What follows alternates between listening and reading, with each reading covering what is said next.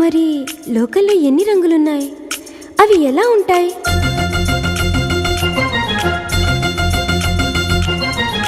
బుగ్గ మీద వెచ్చని సిగ్గు వచ్చినప్పుడు దానిని అడుగు, ఎర్రదనం అంటే చెబుతుంది. పెదవి కొమ్మ పూసిన పువ్వు అందమైన నీ చిరునవ్వు, తెల్ల రంగు అట్టా ఉంటుంది. నీలో నిలువున పులకలు రేగిన వేళ నువ్వే పచ్చని పైరువు అవుతావమ్మా.